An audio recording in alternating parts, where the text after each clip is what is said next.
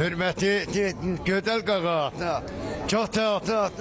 Güzel kardeşim ekoyla gelsin. Tamada şair səhsə. Güzel qaqa ekosuyla gelsin. Mən de toyları səsdən gələk.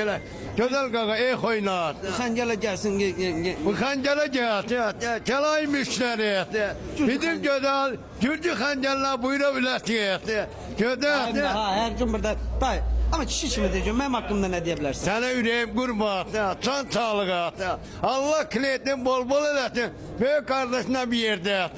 Can sağlığı ağa. Uri de dış. Sağ ol. Sağ ol.